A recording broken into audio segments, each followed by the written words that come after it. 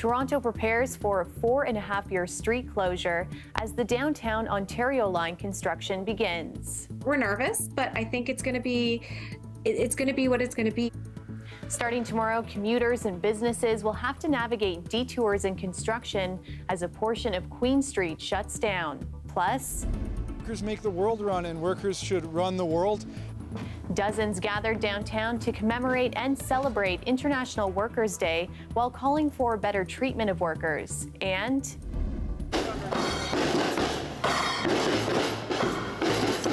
thousands took part in Toronto's annual Khalsa Day parade celebrating the Sikh New Year. This is CBC Late Night News.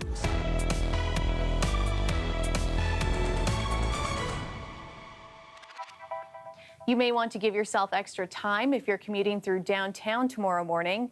Queen Street from Bay to Victoria will be shut down to vehicle traffic as the Ontario line construction begins. Meg Roberts breaks it down for us. As you can see, a steady stream of traffic here on Queen between Bay and Victoria. But come tomorrow, this stretch of road will be completely shut down to vehicles and cyclists, and it won't reopen for another 4.5 years. That's because construction on Metrolinx's Ontario line is beginning. So what should travelers know for tomorrow? Well, there's major changes coming to the 501 Queen streetcar. The streetcar will be rerouted onto Dundas Street between McCall and Broadview. We don't know what the service looks like until it actually goes into effect. If we need to make adjustments, if we need to add vehicles, if we need to reroute things, we're certainly going to remain nimble enough to do that. The city has named Dundas Street from Jarvis to Bathurst a priority route, which means only emergency construction will be allowed. Transit activists are concerned what congestion will look like on an already busy street. Things don't move too quickly through there, and if we start adding even more streetcar service and people waiting for streetcars on top of what's there now, that's going to be another choke point. There are further concerns about what this means for businesses.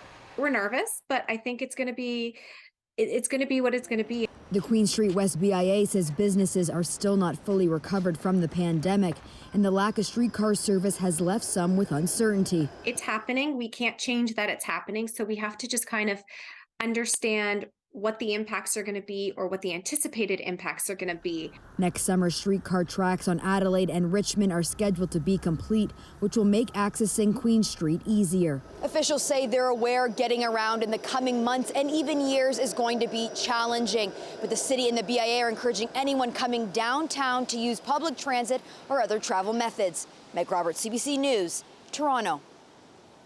York police are warning the public tonight after 3 people died of suspected drug overdoses this weekend.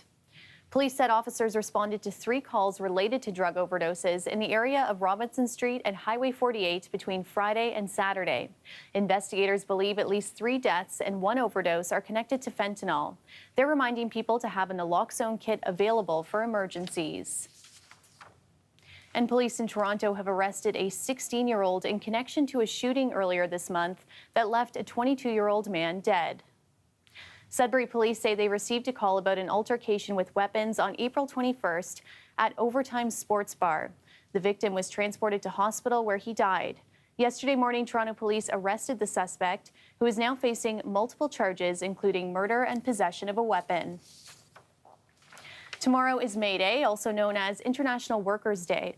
It's meant to celebrate the gains made by workers and the labor movement. Tyler Cheese has more from today's rally at Nathan Phillips Square. They represented different groups, but those who joined the May Day rally today have a common goal: fighting for the rights of all Ontario workers. If you're on the clock, if you work for a living, our message to you is that you deserve the whole world. Distinct from Labor Day, May Day traces its origin back to the Russian Revolution of 1917. The May 1st is really tied to the Soviet Revolution, the kind of international, we'll call it, labor movement that was tied to socialism and at the time, the successful revolution that occurred in Russia. Some joined the rally to ensure that voices were heard from all corners of society. We're out here supporting people who are fighting for their working rights, which is really important in today's society. As Native people, right, we're forced to engage in a working class that is very predatory towards us, right? Others are here to speak for the workers they represent. We need governments, especially the federal, provincial governments, to provide resources and not have them cut things like safety as a mechanism making ends meet. They say it's time to address the realities that workers face every day. We've seen workers constantly facing safety at work, death at work. With the inflationary crisis, we know it's just getting harder to get by, rent skyrocketing, food skyrocketing. We're the ones that make society run, and so we need to take power for ourselves. Back in March, Premier Doug Ford said the province is working to bring in more workers. Our government is investing over $1.5 billion in our skilled trade strategy, working hand in hand with labor unions like LIUNA, business groups, and our schools, colleges, and universities to train the skilled workforce our growing economy needs. But these workers say the province's labor issues need more attention. We want workers to have higher wages, safer and better, more dignified working conditions, shorter hours at no loss of pay, stronger unions. The groups later marched up University Avenue to continue the rally at Queen's Park. Tyler Cheese, CBC News, Toronto. The Public Service Alliance of Canada says they remain at the negotiating table, but warn if no deal is reached, the strike will continue tomorrow. Tens of thousands of federal workers have been on strike since April 19th. The government presented the new offer on Friday. It says it includes an enhanced proposal on wages. The government's last known offer was 9% over 3 years. The union was asking 13.5%, but says it was compromised. Other issues include telework, seniority, and contracting out. Unionized LCBO workers also rallied this weekend, calling for more full-time jobs as well as wage increases. The group gathered inside an LCBO store downtown Toronto, raising concerns over Bill 124 capping wages for some public sector workers. They're also calling for an end to the Ford government's privatization of alcohol sales. In a statement to CBC News, LCBO said it appreciates the dedication of its workers and is committed to providing good jobs, along with operating responsibly for the people of Ontario.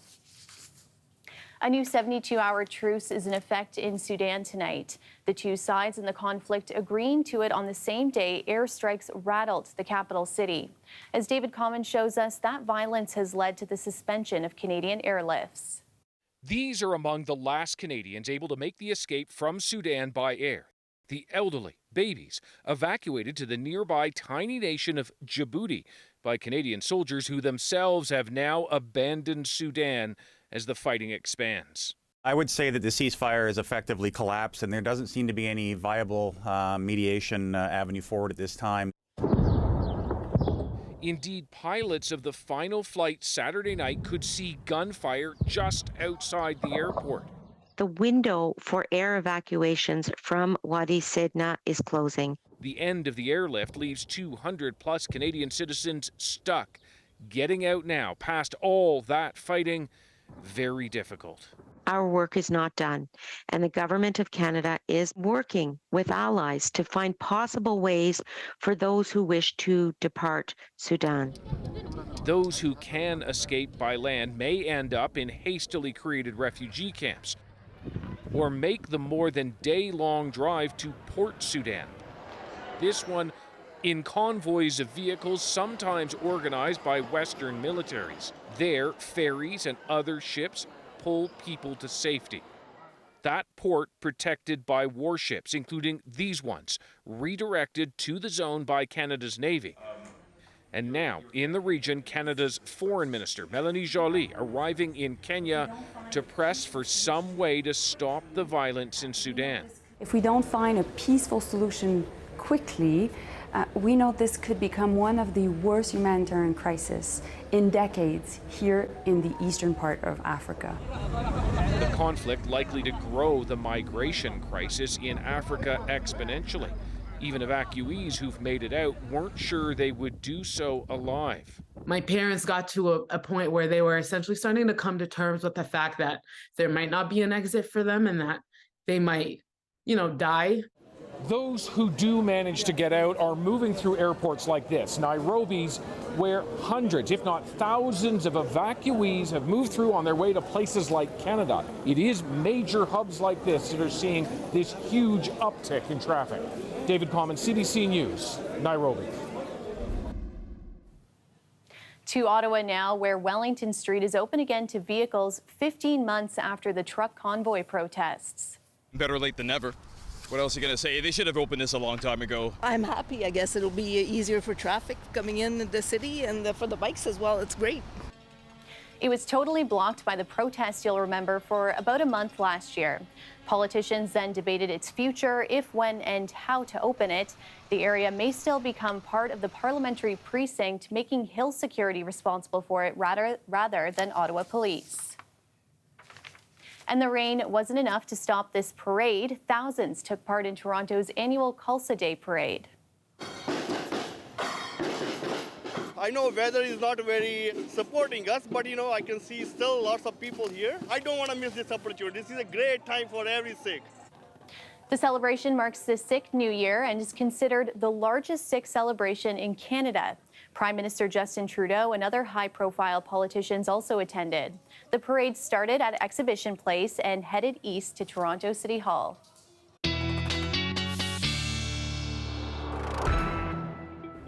Sophia, not the most ideal weather for a parade today, although this weekend has felt just like one big, long, rainy day. And if you like that, there's more of the same for the full first half of this upcoming work week. Does it make it better or worse when I say, Talia, April showers, bring in May flowers? No, it makes it worse, doesn't it? When we're talking about days and days on end of gloomy, more October-like conditions with these kind of temperatures, and it feels like into the overnight period with a brisk wind of just 2 degrees. Yeah, at that gloomy, foggy look, it certainly looks more like October than the end of April or the beginning of May. Quick look at satellite there. We are still looking at that rain continuing east end of the GTA and into eastern Ontario, as it has been constant for the past 24 hours, as you alluded to. Bit of a lull into the west end right now, but watch as we play through for the next 24 and 36 hours. You don't really get a break in parts of eastern Ontario. Monday afternoon, it's patchy, continues again with a bigger push. Monday afternoon for another rinse and repeat day, just like we had today. Not only Monday, but Tuesday as well. Quick change Tuesday, with a cool wraparound wind, which we'll talk a little bit more in the long range because it could mean some snow for some of you. Until then, another 50 to 75 millimeters for those of you east of Cobourg towards Kingston. Even some rumbles of thunder, flooding, saturated ground, and localized pooling and ponding is certainly a possibility. We'll talk more about the brisk winds, especially Monday, and when this finally relents in the long range. Talia. Looking forward to that. Thanks, Sophia. Yeah, me too. And it was a great weekend for sports fans in Canada. 2 teams are heading to the next round of the Stanley Cup playoffs. The Toronto Maple Leafs and the Edmonton Oilers clinched first-round victories last night. Tonight we learned that the Leafs will be facing the Florida Panthers in the second round. Travis Danrash has more. No, these aren't the cheers of joy for winning a Stanley Cup, not even close. But for Leafs fans, just getting past the first round is the bar for success these days. Can't believe it. Pinch me, please, pinch me. Buddy, this is a once-in-a-lifetime opportunity for us to see this. It's been 19 years. Leafs won! Yes, 19 years is a long time. Toronto last made the Final 8 back in 2004. Joe Nieuwendyk was the hero that night. 268 skaters, 33 goalies, 7 coaches, and 6,948 days later, 32-year-old center John Tavares was the hero this time round. John Tavares! They finally caught lightning in a bottle! Obviously, nice to get it, but at the same time, it's just step one, and we know we got a lot more work ahead. And the Edmonton Oilers have punched their ticket to the second round. The Oilers also jumped a major hurdle this weekend, eliminating the LA Kings to move on to round 2.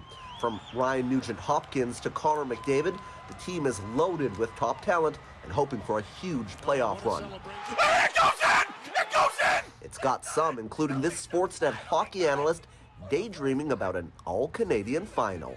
If it's Austin Matthews and the Leafs taking on Connor McDavid and the Oilers, I don't know if this country's psyche could handle that, but it would be a fun 2 weeks. On both sides of the country,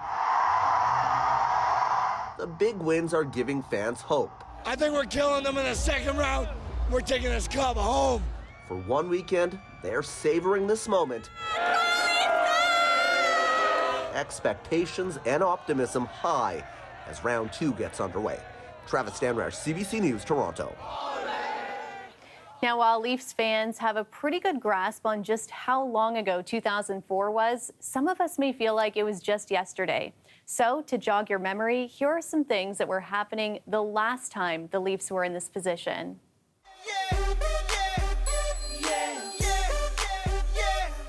Remember this banger? Usher's song Yeah was playing everywhere in 2004, topping the Billboard year-end Hot 100. Get in, loser, we're going shopping. Your house is really nice. I know, right? The now classic Mean Girls movie was released, and it was so fetch that people still quote it today. Friends was airing its series finale 19 years ago after being there for all its fans for 10 seasons. And Facebook had just launched. Mark Zuckerberg created it from his dorm room at Harvard University. It was actually called The Facebook back then, and this is what it looked like. Leafs fans are now sharing posts about their victory on a much different looking platform than 19 years ago. That's a look at the Japanese cherry blossoms at High Park. People enjoying the trees at peak bloom this week. And this year marks a milestone for the Japanese Canadian Cultural Centre in Toronto. It's celebrating 60 years of friendship. Shannon Martin spoke with the president of the centre about how this space has become a pillar in the community.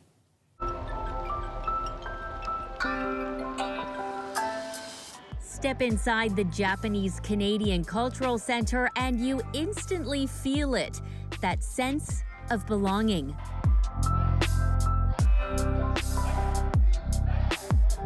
Chris Hope has been coming since he was a kid, and even before that. Apparently, my parents' wedding reception was the first commercial rental of the original center, which I actually learned after I'd become a board member, which is kind of strange. Now, as the center's president, he helps teach that history. In 1963, 75 families got together and actually mortgaged their own homes in order to build the original cultural center. And the idea was that these families had faced so much racism and discrimination after the war. Their assets had been completely wiped out, during the internment. So they couldn't qualify for a typical commercial loan for the build of a cultural center. So that's why they mortgaged their own homes.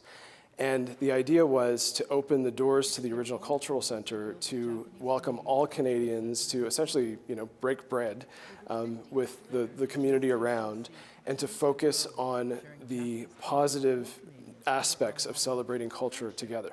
The JCCC's rich history now on display as part of its 60th anniversary celebration. The Leave Your Mark kind of encourages people to leave a message. They're leaving their wishes for the future, and those wishes will help to carry us into the future. Two sisters from India have created a vending machine that dishes out real organic food. The sisters came to Canada during the pandemic and have since created this business, hoping that more people can benefit from healthy eating. Take a look. Oats and vegan chocolate chips are inside. That goes the dark cocoa powder. We're on a mission to make fresh, healthy food as accessible as a can of pop. We're mixing the good stuff now. We're both from India. We immigrated here in the middle of the pandemic in 2020. With the pandemic, everything was closed, and that's when even more we started understanding the need of fresh, healthy food. Like, there is a need out there which is unmet. So this is how our fridge looks. We are a tech company. We're building AI for vending machines, making them smart. We operate a network of smart vending machines that offer fresh, healthy, and delicious grab-and-go meals. We place these machines at different busy locations such as train stations, bus stations, universities, and hospitals. Please take the product. All the meals are prepared fresh daily and they're restocked every day. At some locations, we're restocking multiple times a day. So we're building AI for these vending machines, making them smart, and we need this to operate an agile and heavily optimized supply chain. With With this data and technology, we have restocking efficiencies to the T. We can ensure that the menu assortments in our different fridge locations are as per the tastes and preferences of people, keeping customers really happy, keeping food wastage really low. The AI is really helping us to streamline our operations and at the same time keep our customers happy.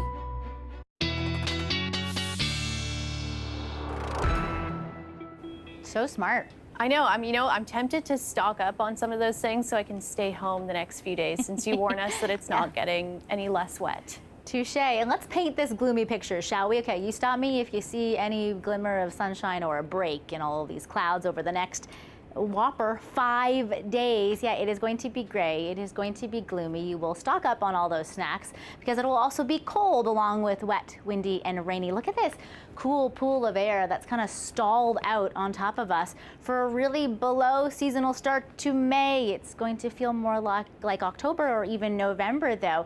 And think about all the rainfall you've had over the past 24 hours. You're going to get all of that and more even for the next 24, 36 hours. 50 to 75 millimeters still to come east of Cobourg, and everything that you got around the GTA you're going to get again. But it'll be a little bit of a different feel at least. Not as strong, more lulls, a little bit more showery as opposed to the heavy rain for many of you to the west. In patches on Monday afternoon, a few rumbles of thunder to the east, but there's a cool wraparound wind on Tuesday, and I can't believe I'm going to say this, but some of you are going to see some snow out of this Tuesday into Wednesday, especially in the Dundalk Highlands. You could see 5 to 10 wet centimeters towards the north. All these upper level lows that are swinging on by are adding up to what could be 10 to 20 centimeters of wet, slushy snow. It's a cool, brisk east wind, and we'll all feel it Monday and Tuesday, 50 to 60 kilometers an hour. Here's how the temperatures stack up Monday, and not even your coolest day of the work week, and we're still about 5 to 6 degrees below seasonal with those showers. Cooler on Tuesday, more of the same for Wednesday. When is that glimmer of hope and the end of that gloomy tunnel? You start to see a little bit of the sunshine on Thursday, and then we're clawing our back way up to seasonal by the time we hit the weekend, finally. Thanks, Sophia.